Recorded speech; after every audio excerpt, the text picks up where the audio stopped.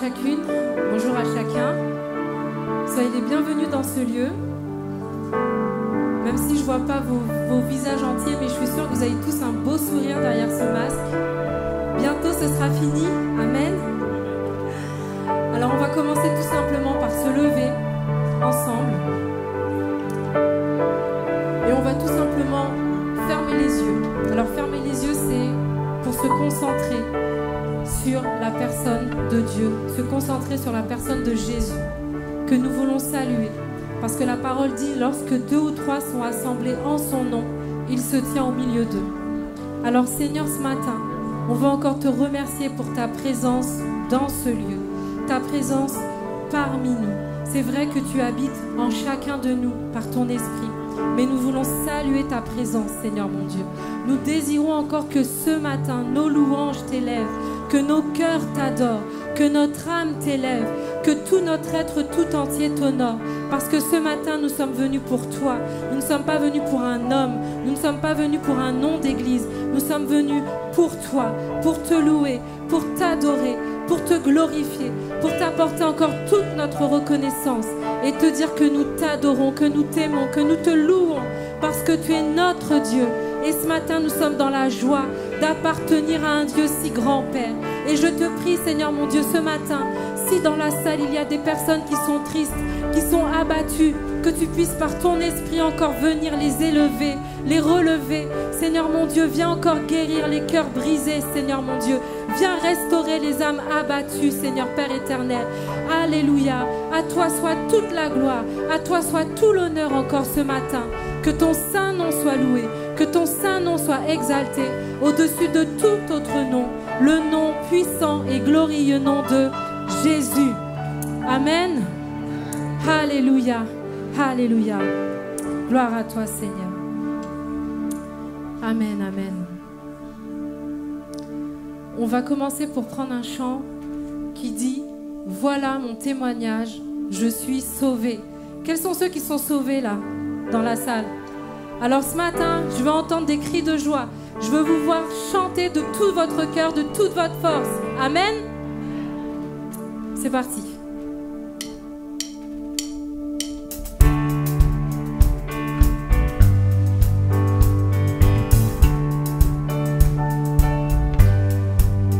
On y va. J'ai vu l'ennemi s'effondrer, l'obscurité se dérober. Malgré tout, un mystère est insaisissable. Mon nom est écrit là dans le ciel. J'ai vu sa puissance en action, sa force de résurrection. Pourtant ce mystère reste insaisissable. Mon nom est écrit là dans le ciel. Oui, mon chant demeurera éternel. Dis-lui, c'est là mon témoignage. Je suis sauvé, sa grâce a changé ma vie. Je chanterai par Jésus mon Rédempteur, justifié. Voilà mon témoignage, voilà mon témoignage.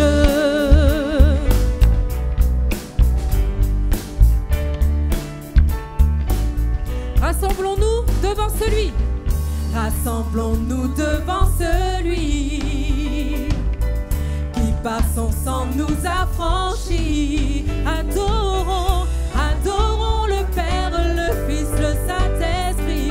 Mon Dieu fera ce qu'il a promis. Oui, en lui, tout est déjà accompli. Reprenons, rassemblons.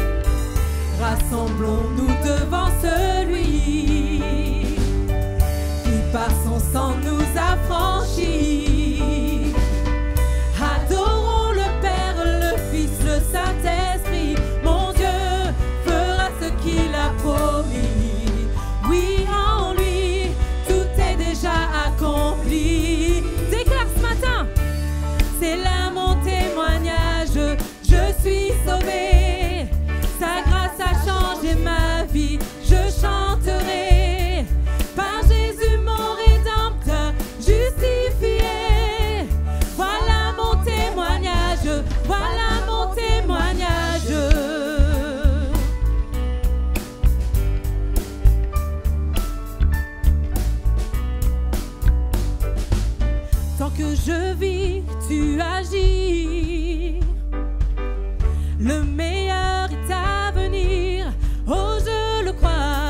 Tant que je vis, tu agis. Le meilleur est à venir. Oh, je le crois. Tant que je vis, tu agis. Déclare à ton âme ce matin. Le meilleur est à venir. Oh, je le crois. Tant que je vis, tu agis. Le meilleur est à venir. Oui, je le encore. Tant que je vis, tu agis. Le meilleur est à venir. Oh, je le crois. Tant que je vis, tu agis. Le meilleur est à venir. Oui, je le crois. C'est là mon témoignage. Je suis sauvé. Sa grâce a changé ma vie. Je chanterai par Jésus mon Rédempteur justifié. Voilà mon témoignage. Je suis sauvé. C'est là mon témoignage. Je suis sauvé. Sa grâce a changé ma vie. Je chanterai par Jésus mon Rédempteur justifié. Voilà mon témoignage. Voilà mon témoignage. Merci Jésus. Merci d'avoir donné ta vie à la croix pour chacun de nous. Merci parce que tu es le grand Dieu tout-puissant. Merci pour ton amour. Ce matin, reçois encore notre louange et toute notre adoration. Alléluia. À toi toute la gloire, Jésus. Alléluia. Amen, amen, amen. Alléluia. Alléluia. Amen. Alléluia. Alléluia. Et nous voulons encore continuer dans cette louange, dans cette adoration et être reconnaissants pour l'amour de Jésus. Amen. Amen.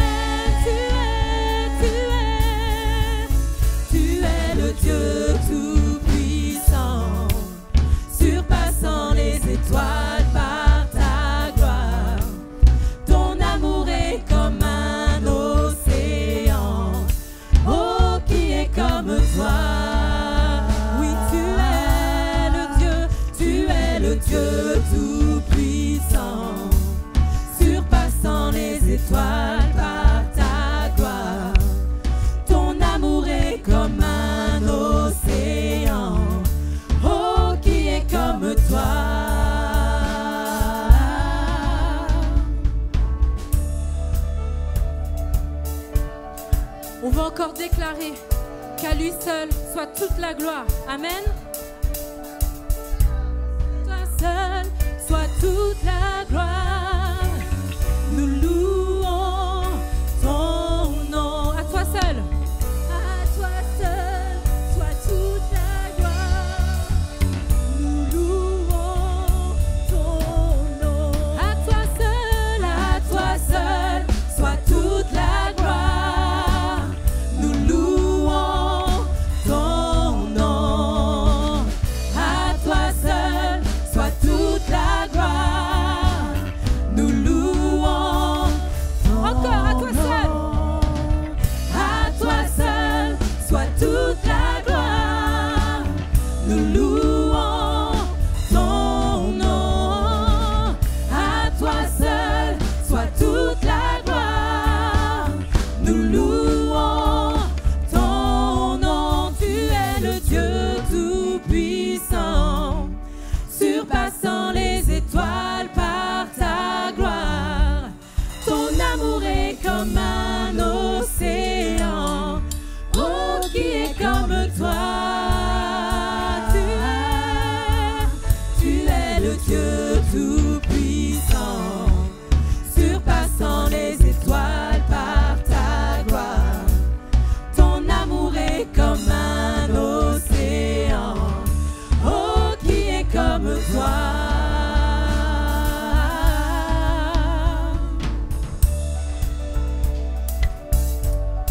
Alléluia.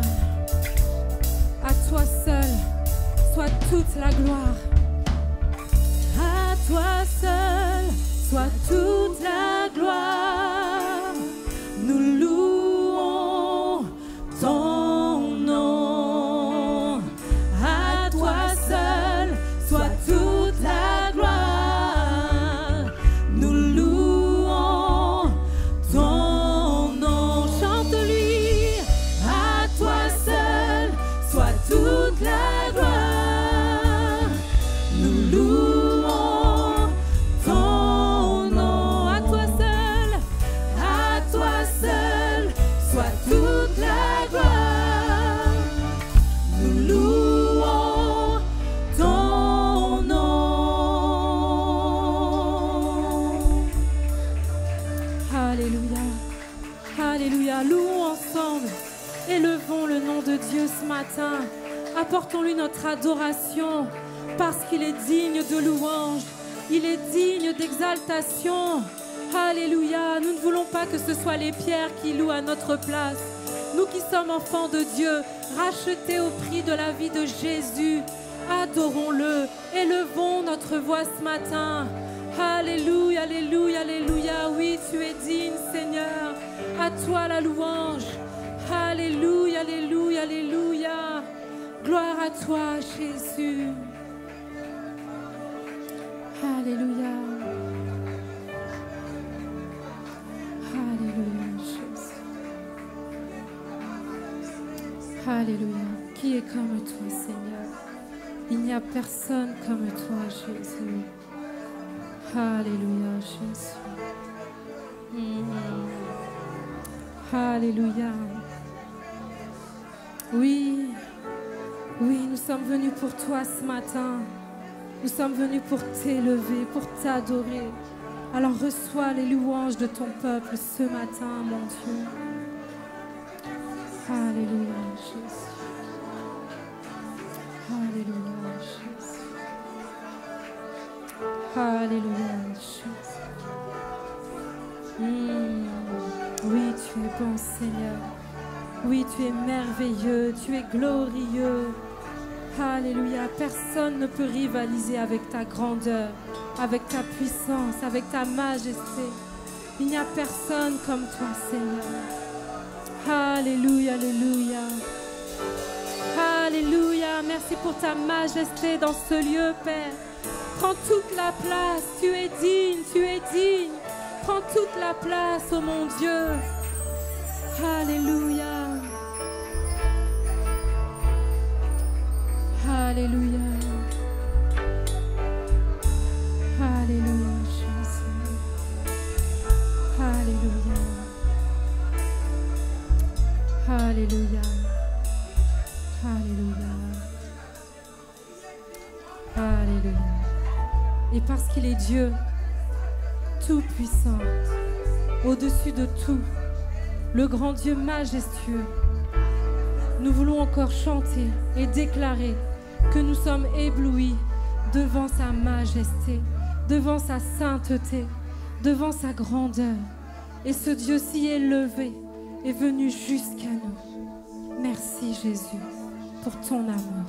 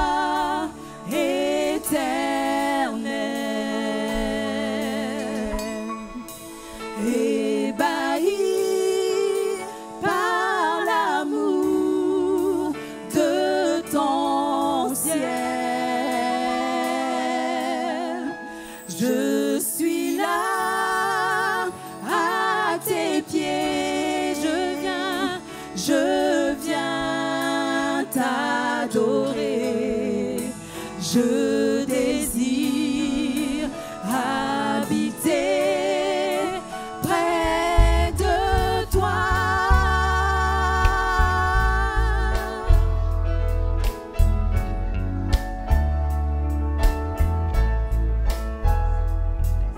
Je vois ton bras, je sens ta main, tu me protèges, tu me soutiens, tu seras toujours là. Ébloui, ébloui devant toi, éternel.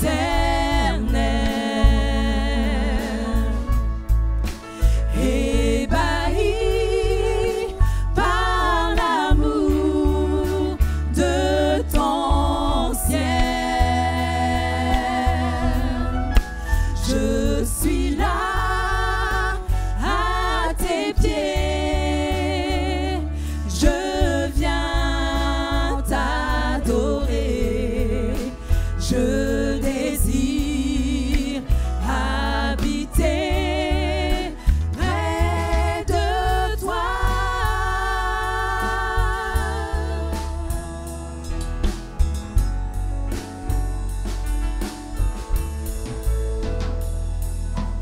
Tu es ma lumière, en toi j'ai un Père, reçois ma prière.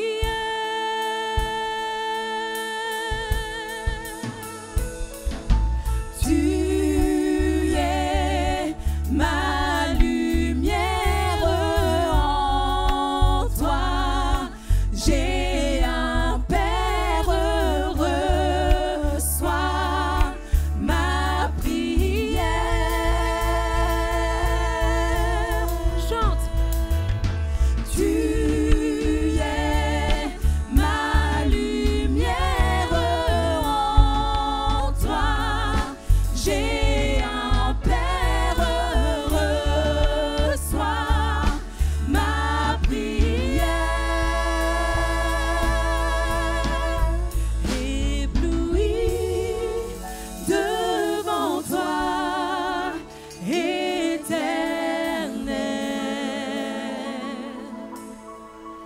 Ébahi par l'amour de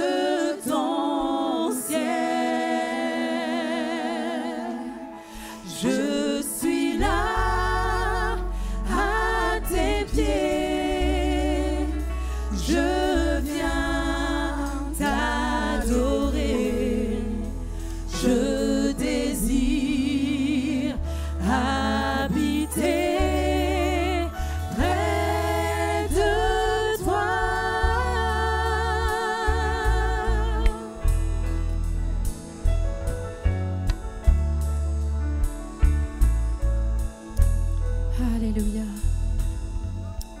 Alléluia. Merci, grand Dieu. Merci pour ta présence dans nos vies. Alléluia. Alléluia. Alléluia. Amen. Alléluia. Alléluia. Amen. On va prendre un nouveau chant qui s'intitule « À jamais Yahweh ». Et dans ce chant, il y a différents noms de Dieu. Et je vais juste les expliquer, vous les rappeler. Donc Yahweh, qui veut dire l'Éternel, celui qui est, le grand je suis. Ce nom de Dieu indique une présence divine d'un Dieu proche de ceux qui l'invoquent et d'un Dieu qui se laisse trouver par ceux qui le cherchent. Adonai, qui veut dire Seigneur éternel. Elohim, Dieu au pluriel, dans toute sa plénitude et dans toute sa grandeur, c'est-à-dire Dieu le Père, Dieu le Fils, Dieu le Saint-Esprit. El Shaddai, Dieu tout-puissant. Ce nom fait référence au pouvoir suprême de Dieu sur toute chose. Et enfin Emmanuel, Dieu avec nous.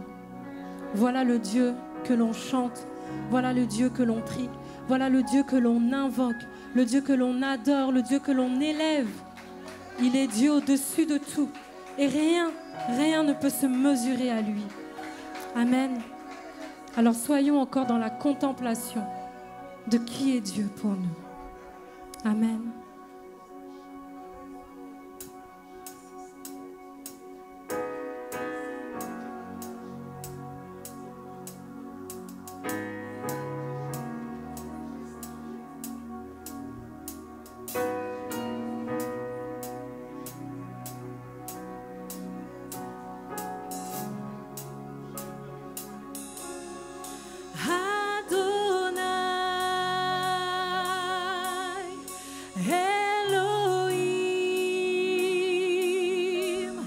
Le grand je suis vit en moi. El Shaddai, prince de paix, Emmanuel, là avec moi. Ton nom est grand, à jamais élevé. Ton nom est grand, à jamais élevé.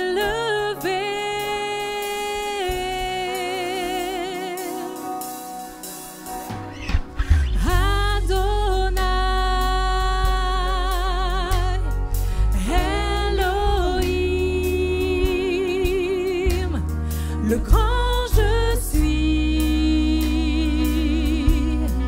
vit en moi. El Shaddai, prince de paix, Emmanuel, là avec moi. Ton nom est grand, Seigneur.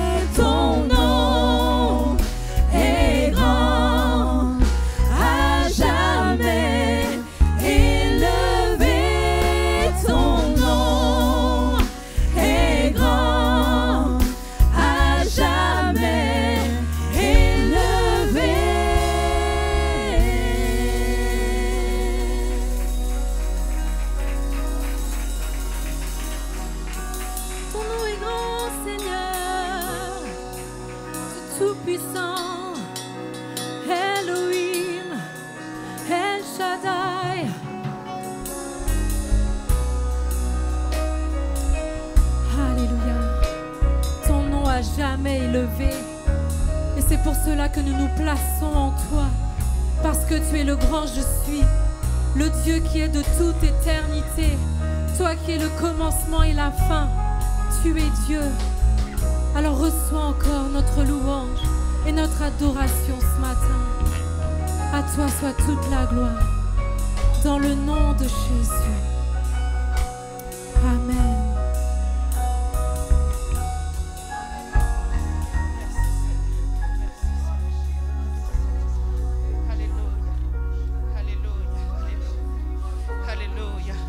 Alléluia, alléluia. Ce matin, le Seigneur met sur mon cœur une pensée d'encouragement pour l'Église, pour son peuple qu'il chérit.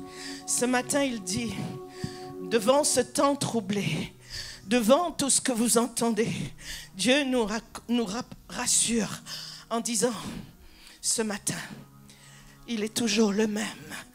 Il n'a pas changé. Tout ce qu'il a dit, il l'accomplit.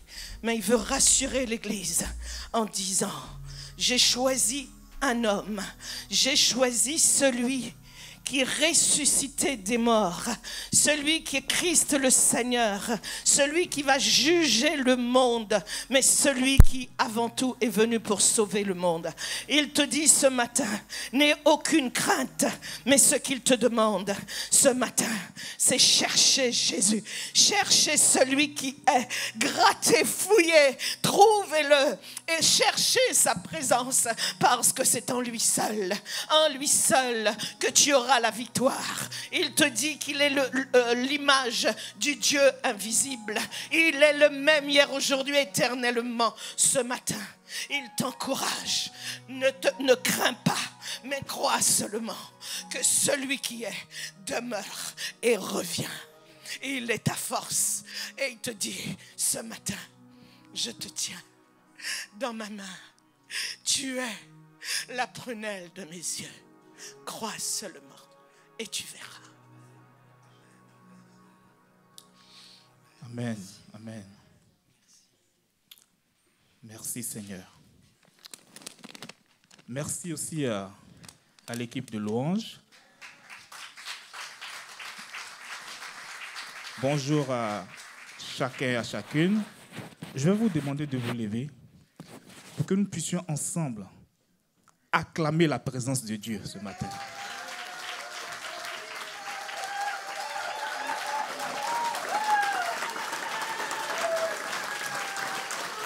Merci, Papa, pour ta présence. Toi qui nous regardes avec tes yeux d'amour.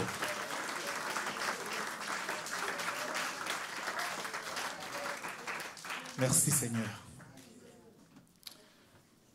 J'aimerais souhaiter la bienvenue à chaque personne présente dans ce lieu et aussi à nos frères et sœurs qui nous suivent via le site Émis chez vous.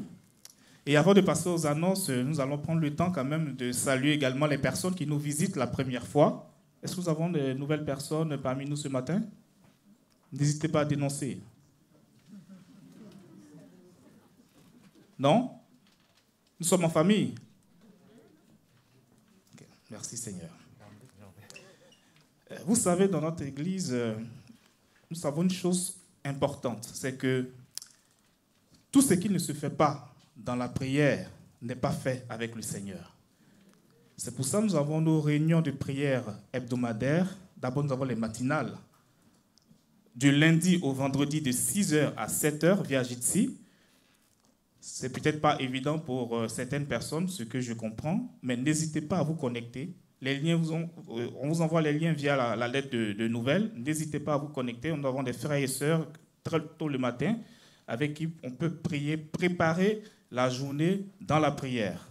Nous avons aussi le MDP, et ce n'est pas le mot de passe, c'est maison de prière, tous les mardis à 19h30 en présentiel, à partir du mois de mars, mais aussi en distanciel, mais nous nous encourageons vivement à venir en présentiel. Ce n'est pas la même chose.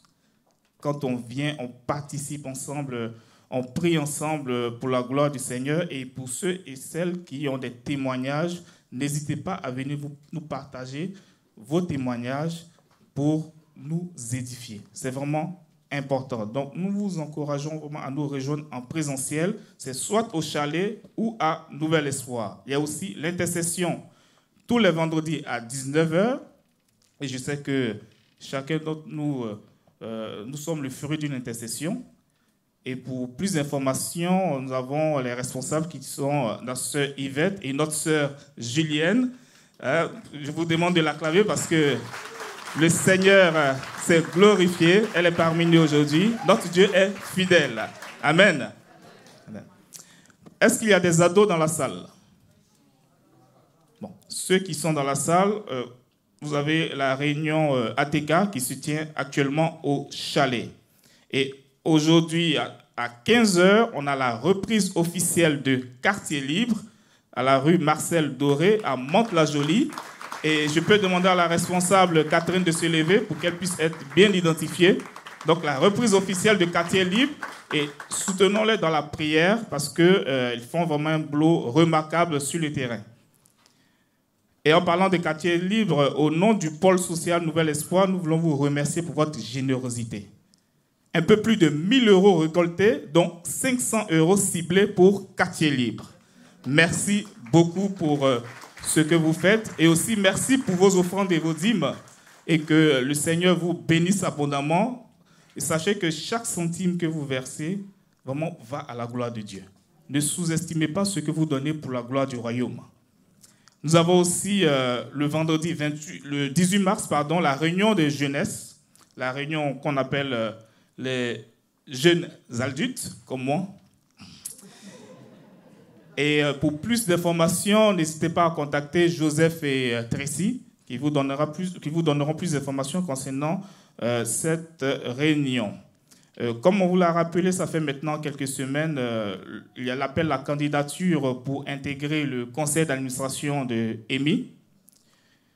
Et c'est vrai qu'aujourd'hui, on n'a pas reçu beaucoup de candidatures, mais nous vous encourageons vivement parce que nous désirons vivement renouveler progressivement les membres de ce conseil d'administration.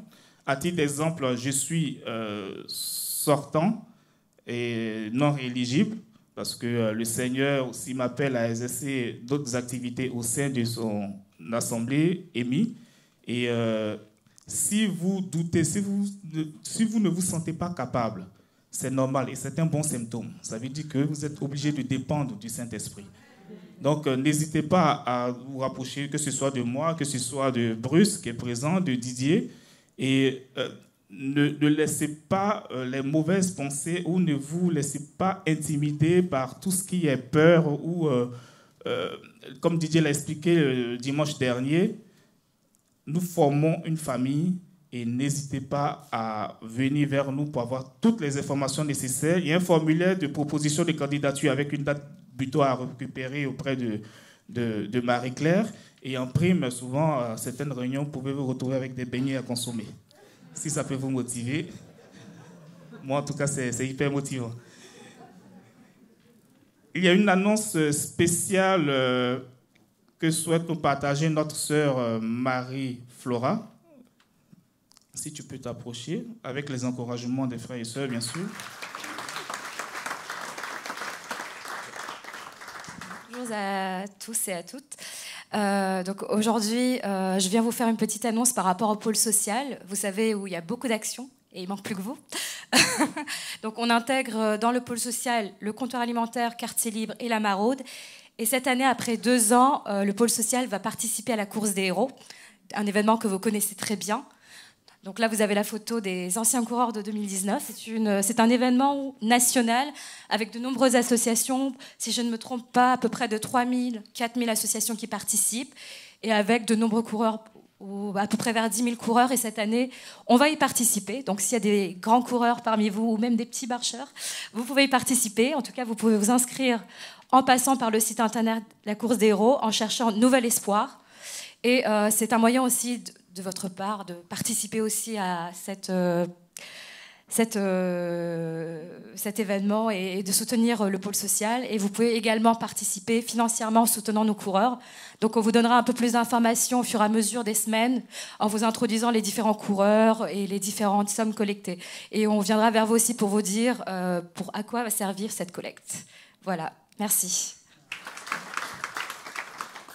Et une petite information, toujours concernant le CAMI, une réunion se tiendra le dimanche prochain, 20 mars, l'heure a défini. Et ben pour information, nous aurons une réunion du conseil d'administration le 20 mars prochain. Si vous souhaitez avoir un entretien pastoral, devenir membre de l'église locale ou un rendez-vous pour participer au prochain cours de préparation du baptême, merci de remplir la fiche contact que vous allez trouver derrière auprès de Marie-Claire. Et le pasteur ou l'équipe pastorale se chargera de vous recontacter. Maintenant, nous allons laisser toute la place à la prédication de la parole de Dieu, qui peut être pour certains une parole de révélation, de restauration, d'édification, et même une réponse à une prière. Donc, pour éviter toute interférence, nous vous invitons à couper votre téléphone ou le mettre en mode avion pour respecter ce moment. Et si un bébé souhaite manifester ses droits, une nurserie qui se trouve derrière, au fond de la salle. Donc maintenant, je laisse la place au pasteur Laurent, le père de ses 4 enfants.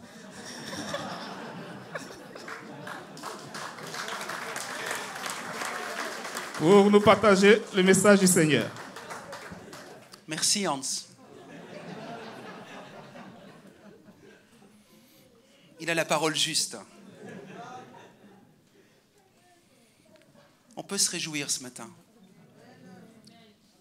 d'être à l'église émise avec votre présence, la présence de Dieu, ces nombreux talents qui s'expriment, qui se manifestent. C'est merveilleux. Il faut savoir encore se laisser étonner et interpeller et apprécier ce qui se fait, ce qui se vit dans l'Église. Je me réjouis de ce que les ados sont réunis ce matin avec une équipe qui les encadre, qui les aime, les enfants, les petits, les pré-ados la semaine dernière, les primados. C'est incroyable. Oui, on vit des difficultés. Oui, on vit des temps troublés, difficiles. Oui, ce n'est pas évident pour les uns et les autres. Mais Dieu agit quand même. Je ne sais pas exactement ce qu'il est en train de préparer, mais il est en train de préparer quelque chose. Nous, on le voit à notre petit niveau, petite échelle. Mais Dieu est en train de faire quelque chose à une grande échelle. À une grande échelle. En 2015, la France découvrait l'atrocité de l'actualité avec les attentats terroristes. On a appelé ça à l'époque la guerre idéologique, qui n'est pas finie, hein. Semant la peur de l'autre pour diviser. Le 16 mars 2020, dans son allocution télévisée, notre président de la République, M. Macron, déclarait, je ne sais pas si vous vous souvenez, nous sommes en guerre sanitaire. Nous ne luttons, il disait, ni contre une armée, ni contre une autre nation, mais l'ennemi est là, invisible. Donc, vous voyez, quand il disait ça en 2020, il ne savait pas ce qui allait se passer 2 ans plus tard. Un ennemi invisible, insaisissable et qui progresse en parlant de cette épidémie du coronavirus. Cette crise sanitaire sans précédent aura des conséquences humaines, sociales, économiques majeures. Nous avons vu aussi, ces derniers temps, si nous sommes sensibles aussi bien sûr à l'actualité, qu'il y a des conséquences dramatiques au niveau du changement climatique. Mais dramatiques. J'ai un ami qui me disait hier, à Dallas, au Texas, il y a peu de temps, ils ont vu 20 cm de neige. C'était pratiquement du jamais vu. Au Texas, à Dallas, 20 cm de neige. Il y a peu de temps, l'Australie était sous les flammes et là, ils étaient sous les eaux. Avec, je ne sais pas si vous avez vu, mais l'étendue des dégâts. C'est des milliers de personnes qui ont dû bouger, se sauver de leur habitation. Et maintenant, à peine sommes-nous sortis d'une crise sanitaire, une autre crise depuis le 24 février 2022, la guerre militaire russo-ukrainienne, avec, on le voit déjà, après seulement 2 semaines de conflit, des graves conséquences. Encore une fois, sur le plan humain, sur le plan social, parce qu'il y a des familles qui sont déchirées. Il y a des amis ukrainiens, en tout cas des gens ukrainiens qui ont de la famille en Russie, des Russes qui ont des amis en Ukraine. Imaginez cette rupture, cette fracture aujourd'hui, cette division qui est opérée. Des mamans qui doivent rester avec leurs parents parce qu'ils sont âgés, qu'ils ne peuvent pas transporter, mais qui envoient leurs enfants dans les pays frontaliers. Pour combien de temps seront-ils séparés? Des drames humains, sociaux, économiques majeurs. Je ne sais pas pour vous, j'ai reçu cette semaine la régularisation de ma facture d'énergie. On n'avait jamais vu ça, mon épouse et moi. On va devoir sortir un peu plus d'argent que d'habitude. Et on avait déjà subi une augmentation mensuelle les derniers mois, fin 2021 et 2022. Flambée du gaz, flambée des carburants, des matières premières, des céréales, des prix à la consommation. Certains spécialistes, et notre président Emmanuel Macron a dit que cette guerre aura des conséquences durables. Bruno Le Maire, notre ministre de l'économie et des finances, compare la situation actuelle au choc pétrolier de 1973. Ok, certains, ça ne vous dit pas grand-chose, vous n'étiez pas encore nés. Mais si vous étudiez un petit peu l'histoire, et à l'école, on vous en a parlé. Un événement, un tournant majeur dans l'économie mondiale. Pasteur, ça vient quand, ta bonne nouvelle? J'y arrive.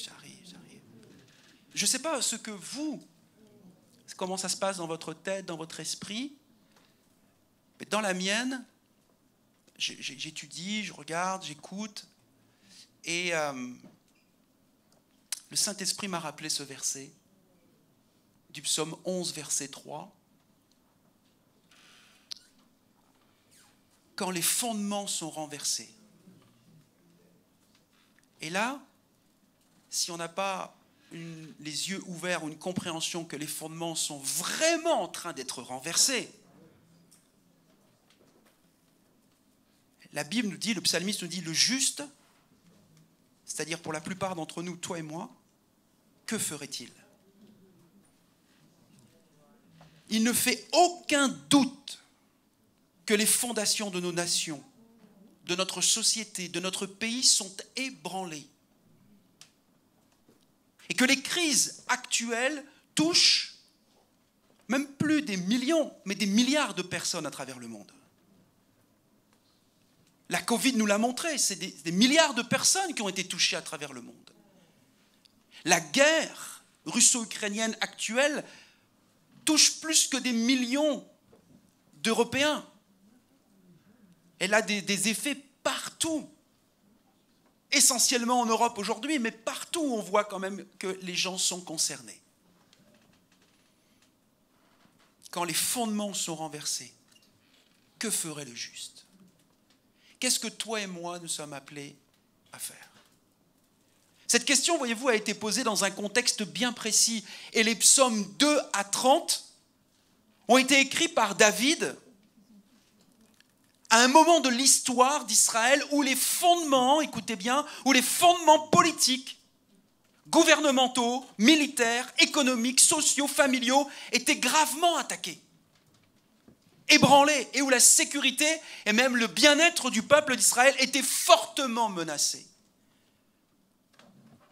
Aujourd'hui, en 2022, quand les fondations sont ébranlées, que fera le juste? Quel est notre message? Quel est notre espoir? Comment devons-nous réagir? Quelle est la responsabilité, l'espérance de l'Église chrétienne dans ce monde? Quelle est ma responsabilité en tant que chrétien, en tant que pasteur? Que dois-je faire personnellement? Je ne sais pas si vous vous posez ces questions, moi je me les pose. Et donc je vous les pose ce matin, pour qu'on réfléchisse ensemble.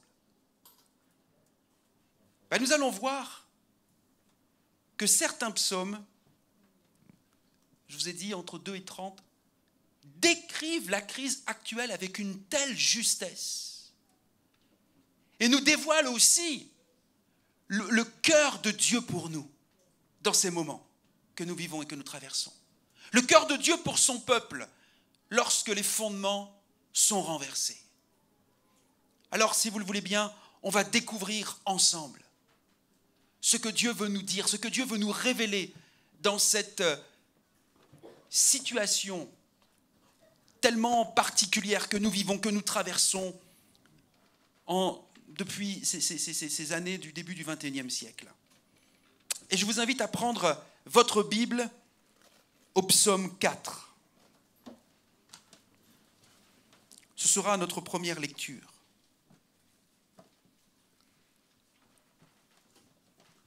Le psaume 4. Quelle doit être, quelque part, notre première réponse face à cette question que le psalmiste nous pose? Quand les fondements sont renversés, le juste, que fera-t-il? Que ferait-il? Nous trouvons la première réponse dans ce psaume 4. Il est court, donc nous allons le lire en entier. Moi, je vais le lire dans la version Semeur. Vous, comme ça, vous comparerez, vous suivrez en même temps avec votre version. Quand je t'appelle à l'aide, Dieu qui me rend justice, oh, réponds-moi. Lorsque je suis dans la détresse, tu me délivres. Dieu, fais-moi grâce et entends ma prière. Et vous, les hommes, jusqu'à quand jetterez-vous le discrédit sur mon honneur? Jusqu'à quand vous plairez-vous et poursuivez le vent et le mensonge? Sachez-le bien, l'Éternel s'est choisi un homme qui s'attache à lui, et il m'entend quand je l'appelle. Mettez-vous en colère, mais n'allez pas jusqu'à pécher. Réfléchissez sur votre lit, puis taisez-vous. Offrez des sacrifices conformes à la loi, et confiez-vous en l'Éternel. Ils sont nombreux ceux qui demandent « Qui donc nous apportera le bonheur ?» Ô Éternel, porte sur nous un regard favorable, que notre vie en soit illuminée. Tu mets dans mon cœur de la joie, plus qu'ils n'en ont quand leur moisson abonde, quand leur vin nouveau coule. Dans la paix, je me couche et m'endors aussitôt. Grâce à toi, seul, ô Éternel, je demeure en sécurité. Amen. Notre première réponse, quand les fondements sont renversés, c'est de nous tourner vers Dieu en prière. De nous tourner vers Dieu en prière. Quelle déclaration de foi nous découvrons dans ce psaume 4 par David, dans ces moments à lui d'incertitude, de tristesse, d'inquiétude, nous pouvons trouver la paix en notre Dieu. Ce que nous vivons, l'histoire de l'humanité, ce n'est pas la première fois qu'elle le vit. Ne croyons pas que nous sommes les premiers à vivre des situations aussi difficiles. D'autres avant nous, dans l'histoire de l'Église chrétienne, de l'histoire de l'humanité, ont vécu des choses difficiles et terribles également. Mais nous n'étions pas de cette époque, nous sommes du XXIe siècle.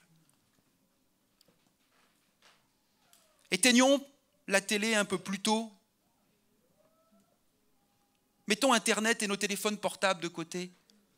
Vendredi matin, quand j'ai pris le temps de préparer davantage mon message, mon téléphone, je l'ai laissé couper jusqu'à 12h30, 13h avant de l'ouvrir. Moi, j'aimerais vous dire, parfois mon téléphone, il me stresse. Il me prend du temps, de l'énergie. Avec tous ces groupes WhatsApp, SMS, email, enfin tu peux tout voir maintenant et certains tout dire. Comprenez bien, je ne dis pas que cette technologie est mauvaise. Elle est utile, elle est nécessaire aujourd'hui. Mais nous devons rester maîtres de notre outil. Et je m'aperçois que parfois je subis l'outil. Et tu regardes et tu reçois, il y a tellement de messages qui arrivent de partout. et tu prends du temps, et ça te prend de l'énergie, et ça te prend des pensées. Et alors, si tu prépares un message et que tu es diverti, il y a quelque chose qui casse une dynamique. Alors, j'aimerais vous encourager, parce que vous comme moi, on peut le faire. Éteignons la télé un peu plus tôt. Coupons nos téléphones portables parfois. Et laissons-les de côté un instant.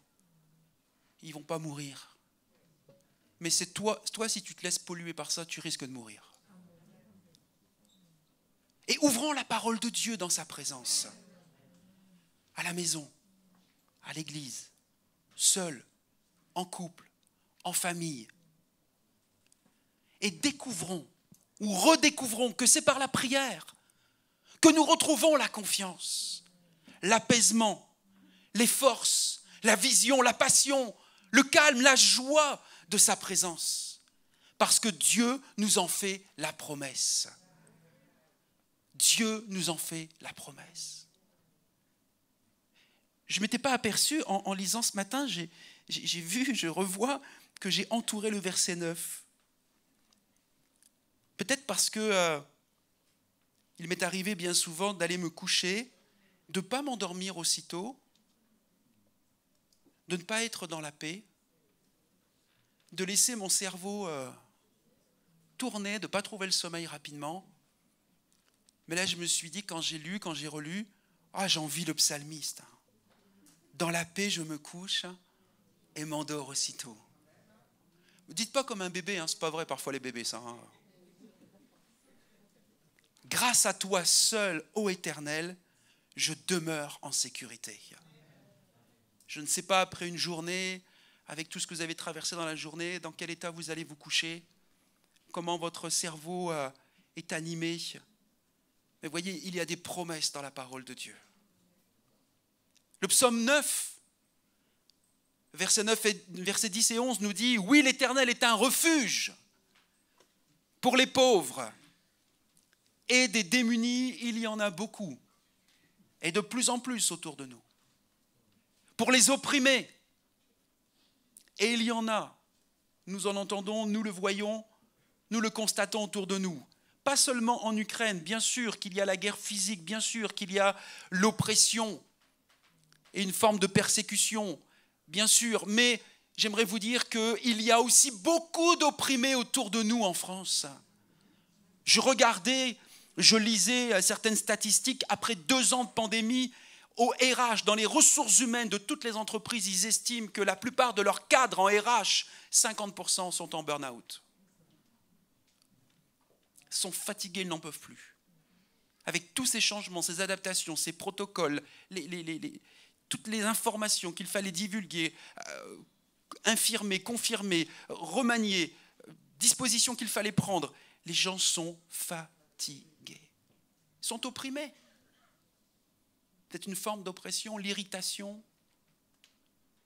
la fatigue, la colère. Vous avez remarqué comme les gens s'irritent vite autour de vous?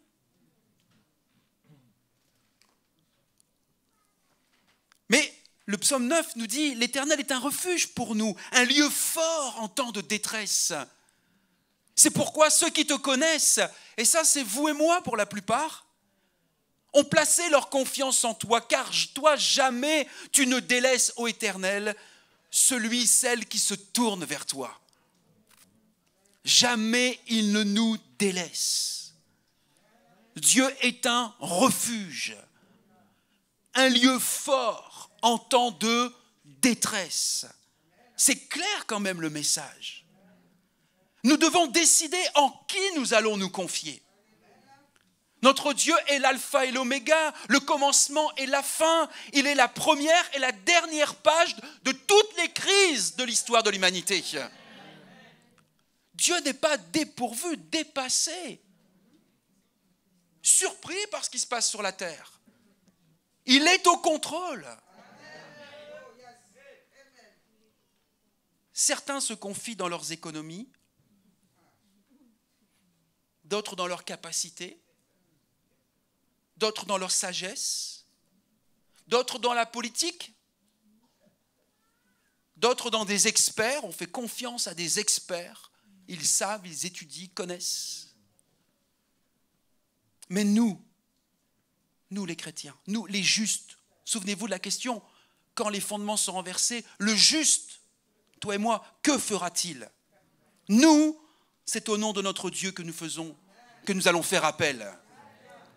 Le psaume 20, versets 8 et 9, nous dit, aux uns, les chars de guerre.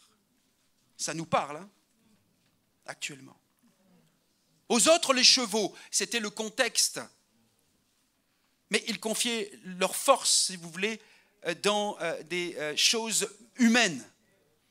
Nous, notre confiance, nous la mettons en toi, Éternel, notre Dieu. Eux, écoutez, ils fléchissent et ils tombent. Nous restons debout et tenons fermement. Éternel, sauve notre roi, qu'il puisse nous répondre quand nous l'appelons à notre aide. Notre roi, c'est Jésus-Christ. Ce n'est pas un roi humain. Et Jésus, notre roi, nous répond quand nous l'appelons à notre aide. Lorsque les fondements sont renversés, ébranlés, premièrement, nous retournons à Dieu et nous nous tournons vers Dieu en prière. Alléluia. Deuxièmement, quand les fondements sont renversés, nous recevons direction et protection de Dieu. Nous recevons direction et protection de Dieu. Le psaume 16, nous allons aller lire dans les versets 5 et 8, le psaume 16, vous pouvez le prendre en avance, nous rappelle un des aspects les plus extraordinaires de l'attention de Dieu à l'égard de son peuple. Et ce fait que nous allons découvrir dans les versets a été éprouvé, manifesté de par le monde de siècle en siècle à travers toutes les crises de l'histoire de l'humanité dans lesquelles le peuple de Dieu, les chrétiens, a été confronté. Je vous l'ai dit tout à l'heure, ce n'est pas la première fois que le peuple de Dieu, que les chrétiens ont été confrontés à des crises dans l'histoire de l'humanité. Et Dieu, dans ces cas-là, bien sûr, a parlé, il s'est révélé et il nous rappelle et il veut se révéler encore à chacun d'entre nous en nous disant, psaume 16, versets 5, 8, Seigneur, tu tiens mon destin entre tes mains. Alléluia. C'est un privilège qui me ravit. Quel privilège de savoir chaque soir, chaque matin, de dire, Seigneur, mon destin, ma vie est entre tes mains. Je remercie le Seigneur qui me conseille. Même la nuit, ma conscience m'en avertit.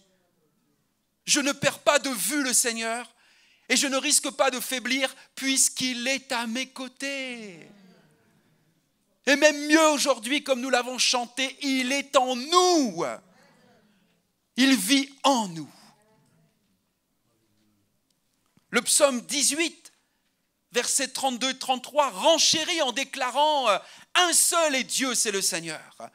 Un seul est un rocher pour nous, c'est notre Dieu. Celui qui me donne la force d'agir, qui fait réussir ce que j'entreprends. » Alléluia. Sans doute qu'il y a beaucoup de personnes, et même des chrétiens, qui se disent « Oh, la situation, elle est vraiment compliquée. C'est dur, c'est difficile. J'ai peur, je ne comprends pas. Qu'est-ce qui va se passer pour moi, pour ma famille, pour l'avenir ? Mon budget. Et c'est légitime comme question. On vit sur la terre, on est des humains, on a un budget à gérer. Mais moi, je veux me rappeler à un moment, parce que si tu commences à penser à tout ça, tu vas prendre peur, tu vas vraiment t'écrouler. Hein.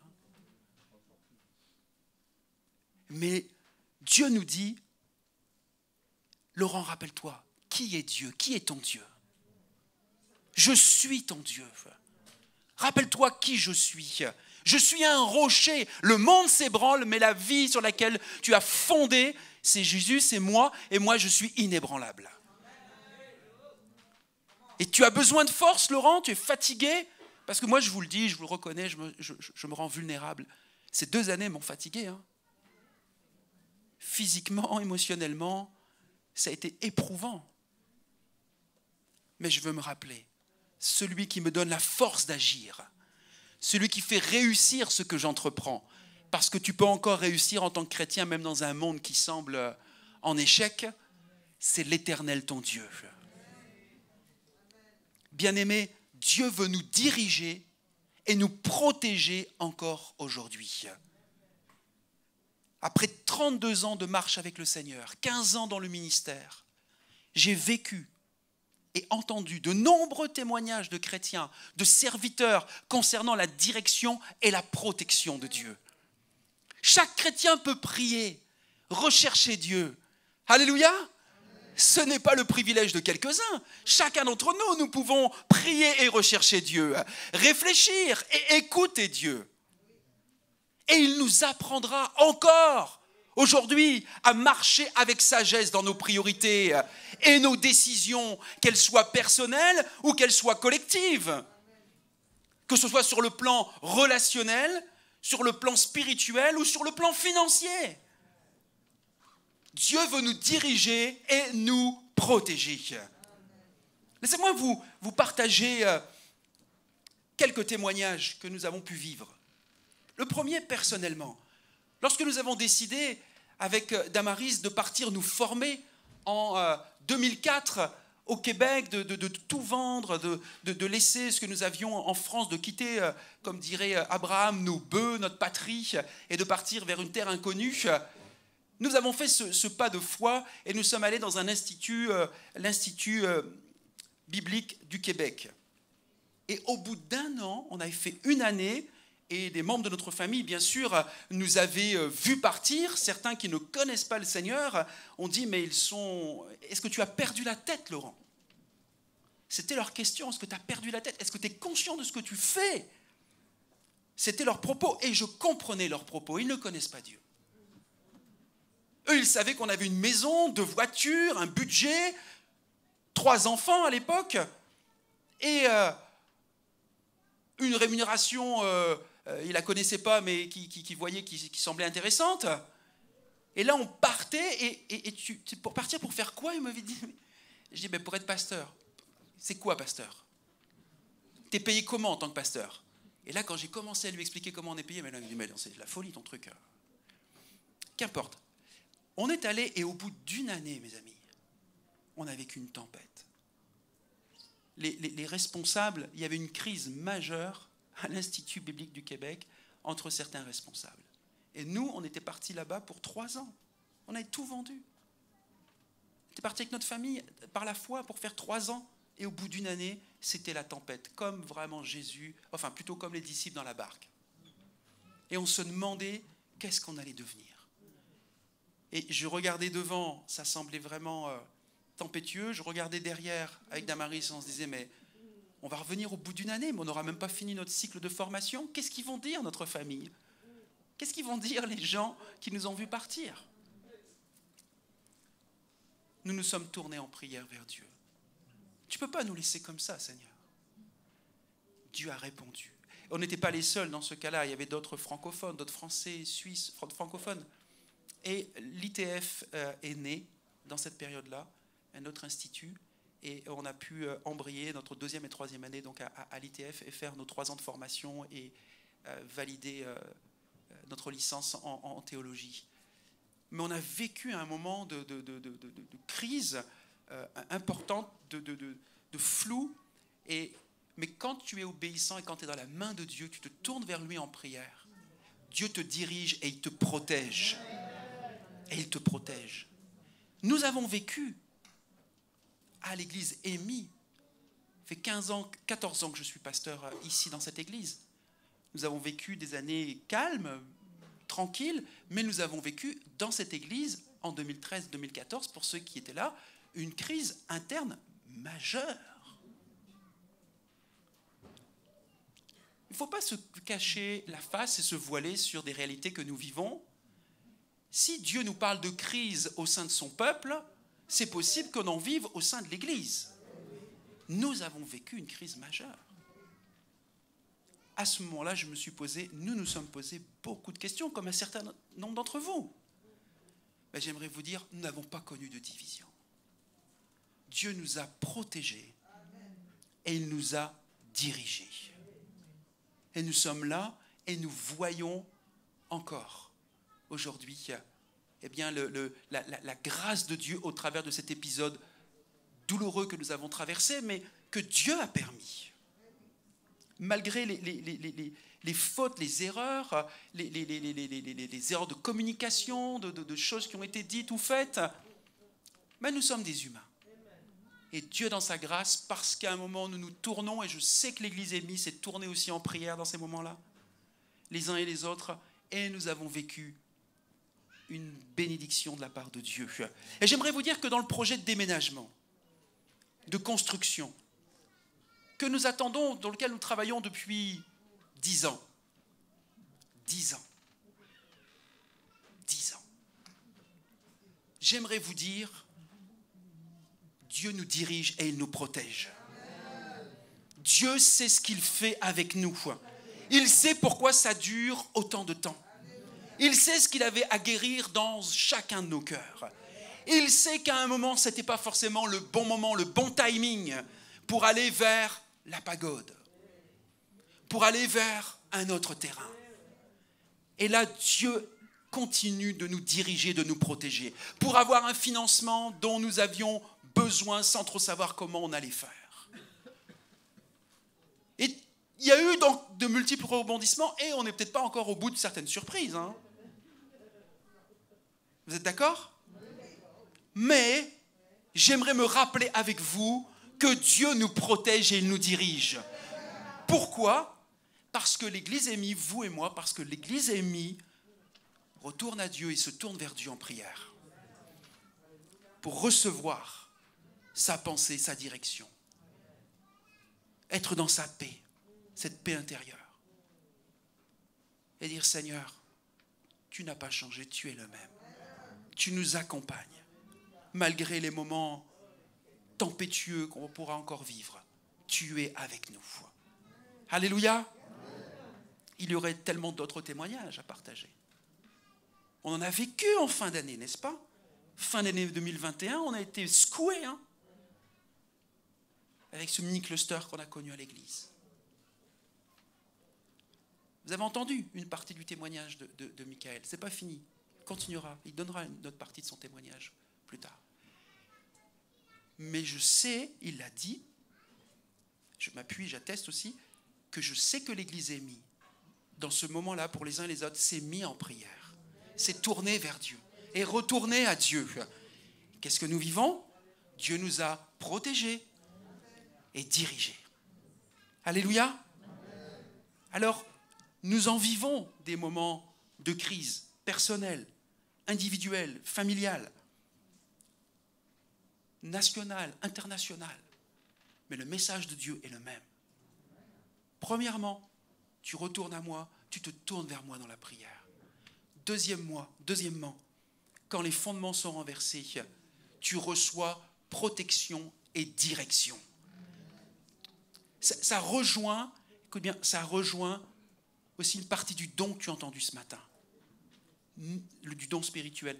Ne crains pas, ne te mets pas dans tous tes états. On peut paniquer, on peut s'inquiéter légitimement. Et c'est ce qui se passe dans le monde, c'est ce qui se passe dans la société. Mais Dieu nous rappelle qui il est pour nous, et l'attitude qu'il attend de nous.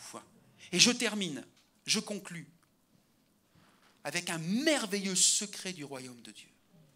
Lorsque les fondements sont renversés dans les nations, et partout autour de nous, nous devons être renouvelés par cette révélation, que nous représentons Dieu, et que nous sommes appelés à nous tourner avec passion vers nos contemporains. Je répète, un merveilleux secret du royaume de Dieu. Nous représentons Dieu et nous sommes appelés, vous et moi, à nous tourner avec passion vers nos contemporains. Le psaume 10 nous rappelle que dans les temps de souffrance et de détresse, Dieu entend les cris de ceux qui souffrent. Je vais lire, non pas tout le psaume 10, mais quelques versets. Verset 14. Pourtant, toi, tu vois bien la peine et la souffrance. Tu veilles pour tout prendre en main. Le faible s'abandonne à toi et tu viens en aide à l'orphelin. Au verset 17, l'Éternel, tu entends les attentes des affligés. Tu leur redonnes du courage et tu prêtes l'oreille pour faire droit à l'orphelin ainsi qu'à l'opprimé et pour que l'homme, cette créature terrestre, cesse de semer la terreur. Que de promesses où Dieu nous dit qu'il entend le cri de ceux qui souffrent et il prépare. Écoutez-moi bien, il ne se contente pas d'entendre le cri de ceux qui souffrent, il prépare leur cœur et il désire se lever et aller à leur rencontre à travers nous, son peuple. Alors quel type de chrétien, quel type d'église voulons-nous être pendant ces temps d'incertitude, de crise économique, de guerre, de désastre? Moi j'aimerais dire, nous ne voulons pas être une église qui va se recroqueviller sur elle-même, qui va s'enfermer, et qui va dire, attendons patiemment le retour de Jésus-Christ entre nous, entre chrétiens, on est bien entre nous. N'allons pas trop au contact des autres, parce que ça va être douloureux, parce que ça va faire mal. Non, je pense que nous ne sommes pas appelés à devenir encore plus égocentriques, où les chrétiens s'isolent et se coupent les uns des autres. Ça, c'est ce que l'adversaire veut faire. Mais une église qui a le discernement spirituel pour saisir que la souffrance prépare le cœur de milliers de personnes qui réalisent que ce monde est vide et ce monde n'a rien à offrir au désir le plus profond de leur cœur. J'aimerais vous dire que Dieu accomplit ses œuvres et ses réveils les plus extraordinaires au milieu des ruines des nations et des systèmes humains. Ce n'est pas quand tout va bien que nous voyons des réveils spirituel, c'est quand les situations sont très difficiles. Et c'est là, comme je vous l'ai dit en introduction, je pense que Dieu est en train d'agir. Les systèmes sont ébranlés, renversés. Les dirigeants ne savent plus où donner de la tête, comment gérer les situations. Mais Dieu est en train de préparer quelque chose. Non seulement le retour de son Fils Jésus-Christ, mais aussi, je le crois, de préparer son Église à être un témoignage puissant dans cette génération. Dans cette génération. Lorsque les fondements sont renversés à notre époque et dans notre pays, puisse Dieu trouver l'Église émise en prière. Protégée, dirigée. L'Église émise, protégée, dirigée par lui et passionnée pour, bien sûr, les âmes qui sont au milieu de nous, nos frères et nos sœurs, mais aussi les âmes perdues. Et nous pourrons alors joindre nos voix et écrire nos témoignages avec ceux, chrétiens et églises, qui nous ont prédécédés à travers l'histoire, qui ont connu des périodes où le monde passait par ses pires heures de difficultés, de douleurs, mais ils furent divinement utilisés afin de refléter les plus belles heures de gloire et de moisson d'âme, abondante et miraculeuse. Est-ce que nous aspirons encore à voir venir un réveil dans notre génération? Un réveil spirituel, un réveil où une moisson d'âme, jeunes, moins jeunes, vont venir à Jésus-Christ par différents moyens, dans différents lieux, en France. Ah, vous êtes scotché ou je ne sais pas, abasourdi, je ne sais pas. Alors on va prier pour terminer. Nous allons prier ensemble, nous allons élever des prières de foi et d'amour. J'aimerais qu'on puisse prier d'une manière ciblée. Nous puissions prier pour que notre Dieu fortifie le témoignage de chaque juste ici présent et à distance. Et même à Émy, mais au-delà d'Émy également. Parce que ça concerne également tous les chrétiens du Mantois. Nous ne voulons pas seulement prier pour nous-mêmes, nous sommes une église généreuse, nous l'avons dit, et nous avons compris que la prière ne se cantonne pas qu'à notre famille, même si on veut prier pour notre famille d'église, pour Émy, mais il y a aussi d'autres chrétiens sur ce territoire. Et nous voulons penser à eux, et en France également. Et prier pour que chacun puisse redécouvrir que c'est par la prière que nous retrouvons la confiance. Parce que certains ont peut-être perdu confiance. Confiance en Dieu, confiance en eux-mêmes. C'est là qu'on retrouve l'apaisement, les forces, la vision, la passion, le calme et la joie de sa présence. Dieu nous en fait la promesse. Il te l'a rappelé ce matin au travers de sa parole, des psaumes dans lesquels nous sommes allés, et bien sûr où je t'invite à redécouvrir, à aller relire ces psaumes cette semaine. Alors nous allons nous lever à notre place si vous le voulez bien. Et nous allons pouvoir exprimer notre prière, ciblée. Peut-être c'est toi qui es concerné. Personnellement en disant Seigneur, fortifie-moi. Je suis ce juste dont tu as parlé, j'ai entendu, mais je veux le dire honnêtement devant toi, Seigneur, j'ai des doutes, j'ai des inquiétudes. J'ai peut-être lâché quelque peu ta présence. Je ne m'endors pas si facilement que ça. J'ai des soucis de sommeil. J'ai laissé mon esprit aller aussi à bien peut-être de l'incrédulité. J'ai douté de toi, Seigneur. Mais ce matin, l'occasion nous est donnée parce que ce Dieu est bon. Ce Père est bon.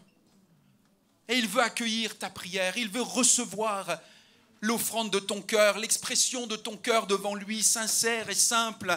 Et qui dit, Seigneur, viens fortifier mon témoignage.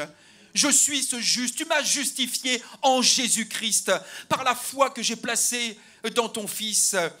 Alors aide-moi, Seigneur, à découvrir, à redécouvrir que c'est par la prière au quotidien que je vais retrouver cette confiance en toi, cet apaisement dont mon cœur a besoin, dont mon être a besoin, les forces physiques, émotionnelles, spirituelles dont j'ai besoin, la vision, Seigneur, à nouveau éclairée, la passion pour ton nom, pour ta cause, pour aimer les perdus, le calme, la joie de ta présence que j'ai peut-être perdue parce que je me lamente, parce que je suis dans la tristesse, mais j'ai besoin, Seigneur, de retrouver cette dimension dans ma vie. Fortifie ce matin, Seigneur. Entends le cri du juste, entends, Seigneur, mes frères et sœurs, là devant toi, à Amy, Seigneur, en présentiel, en distanciel, qui s'adressent à toi, qui osent élever leur voix vers toi, se rendre vulnérables devant toi, Seigneur, parce que toi, de toute façon, tu connais nos cœurs. Bientôt, nous allons tomber les masques, Seigneur, mais devant toi. Nous voulons le faire déjà, Seigneur, avant de le faire symboliquement avec un masque, Seigneur. Nous voulons tomber, Seigneur Jésus, et dire honnêtement, me voici, Seigneur. Fortifie-moi, Seigneur.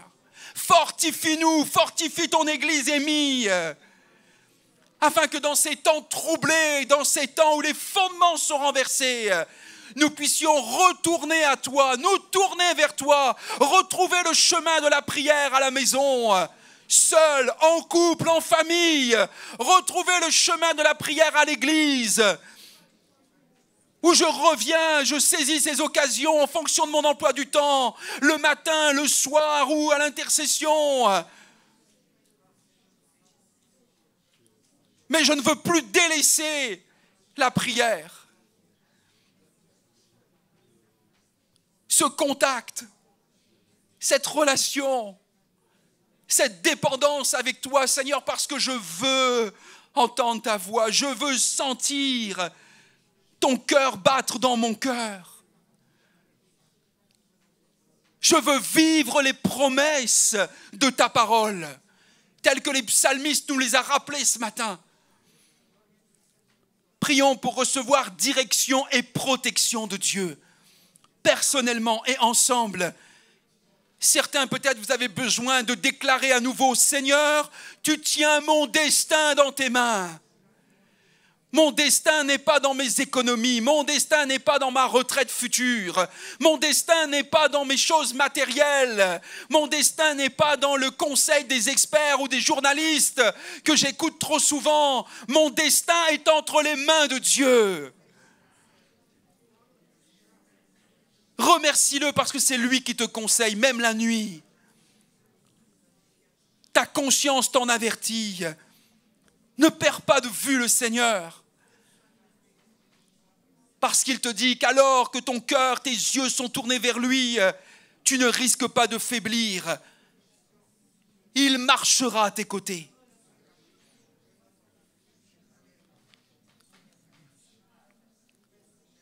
Seigneur, nous avons besoin encore, Seigneur, de ta direction et de ta protection, Seigneur. Dans tous les choix, les décisions, les orientations, Seigneur, que nous devons prendre avec l'Église.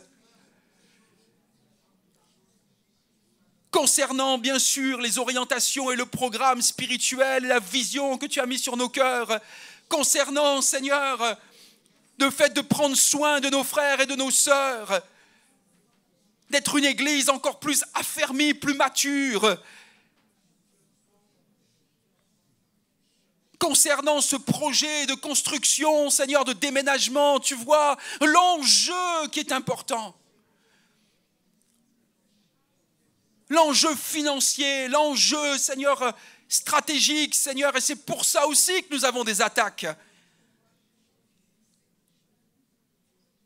Mais nous voulons continuer à te faire confiance, Seigneur.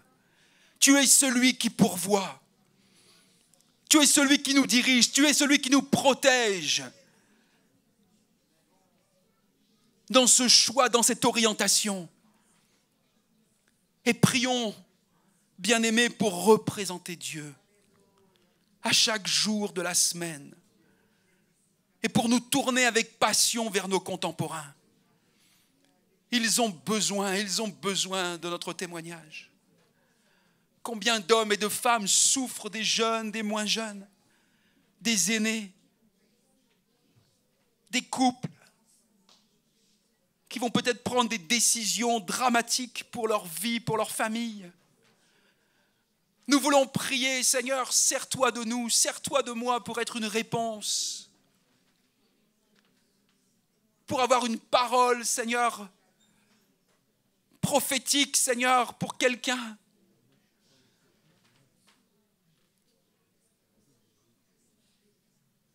Sers-toi de ton Église émie,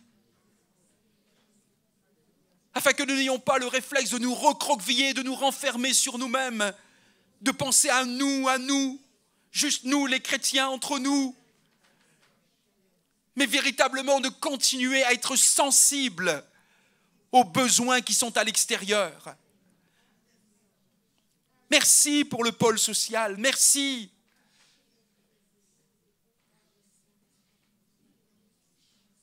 Pour cette activité, ces activités dans l'Église. Mais je prie également, Seigneur, que chacun d'entre nous, nous soyons de véritables témoins de Jésus-Christ, des ambassadeurs du royaume de Dieu, sur nos lieux de travail, à l'école, dans nos activités de loisirs, clubs de sport ou de musique, qu'importe, partout où tu nous envoies, nous te représentons. Et nous sommes appelés à manifester cet amour dont tu nous as remplis.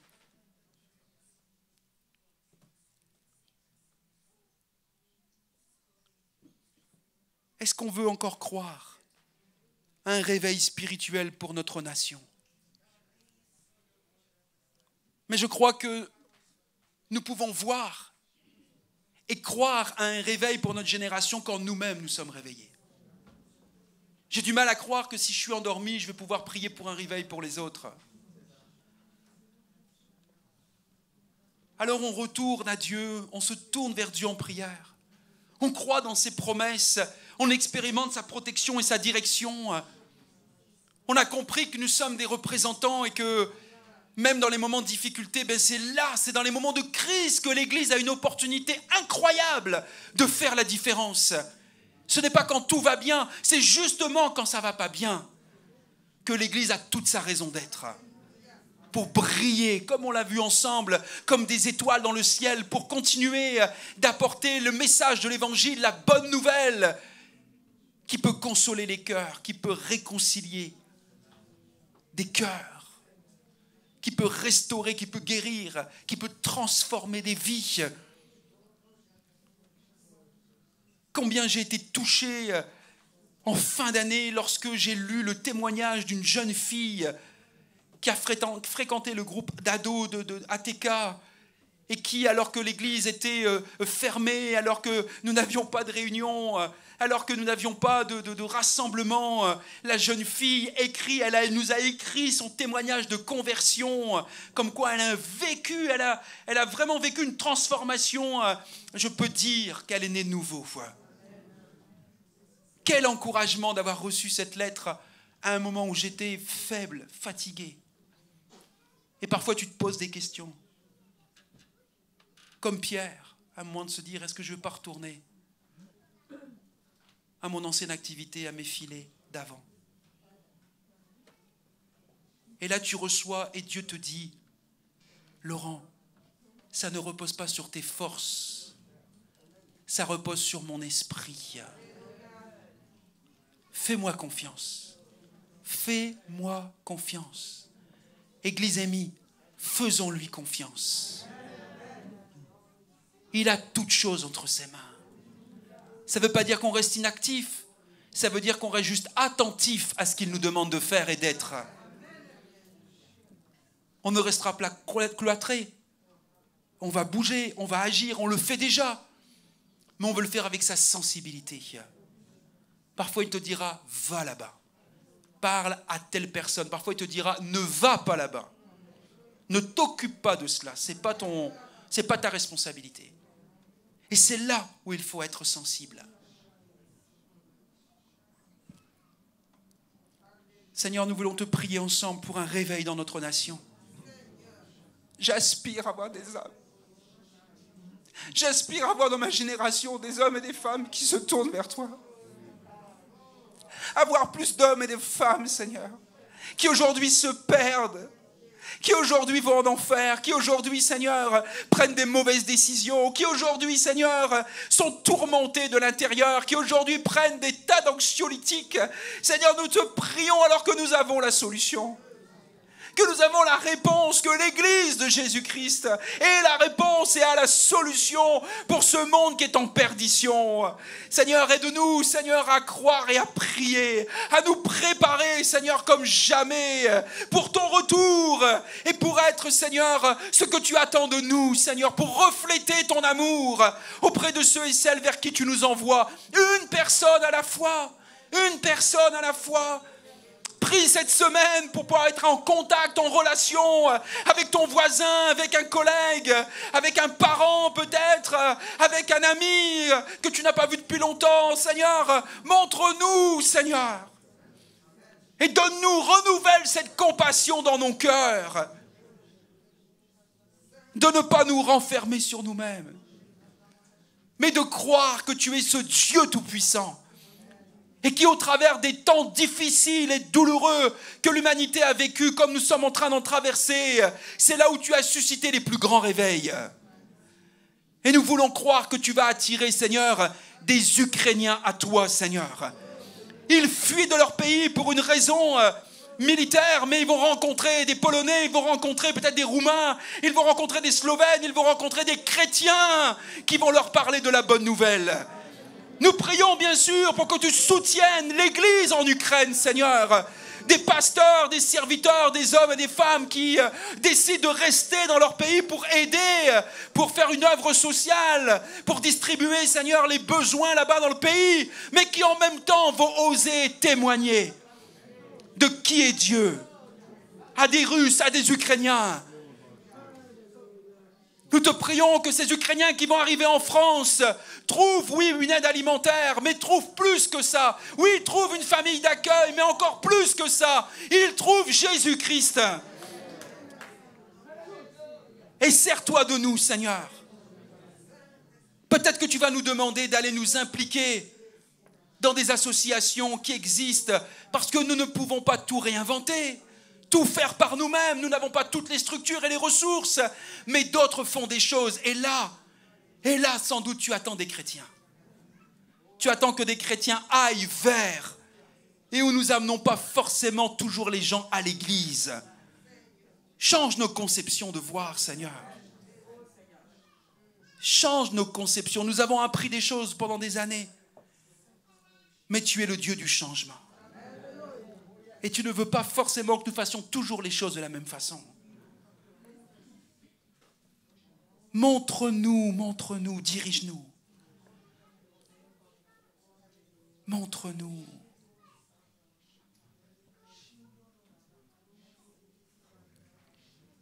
Montre-nous. Alléluia.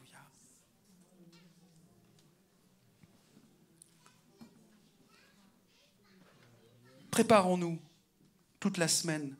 Le Seigneur a mis sur mon cœur pour la semaine prochaine un message peut-être prophétique qui s'intitulera « Préparons-nous pour la fin de toutes choses ». Préparons-nous pour la fin de toutes choses. Je l'ai lu dans la Bible. Ce n'est pas une pensée personnelle, émotionnelle que j'ai traversée. C'est un texte de la Bible que nous découvrirons. Qu'est-ce que Dieu est en train de faire? On va essayer de comprendre, de réfléchir, de prier ensemble pour avoir le discernement spirituel. Qu'est-ce que tu es en train de faire, Seigneur? Qu'est-ce que tu attends de moi? Ce sera comme dans la continuité de ce qu'on a vu ce matin. Qu'est-ce que tu attends de nous? Amen.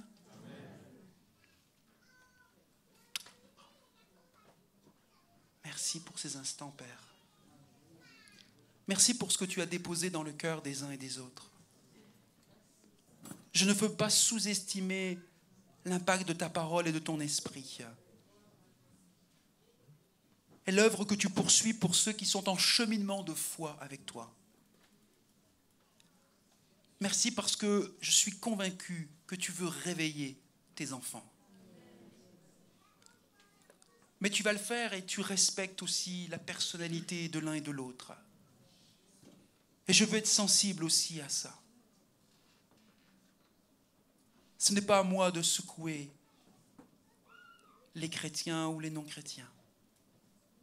Ça, c'est l'œuvre de ton esprit. Mais ce que tu me demandes à moi, c'est à moi de me secouer.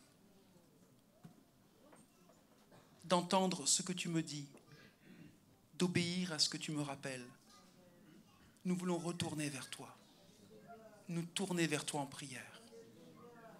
Ça, c'est le premier principe que tu nous rappelles.